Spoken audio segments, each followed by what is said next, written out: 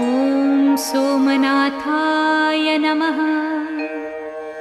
ॐ मल्लिकार्जुनाय नमः।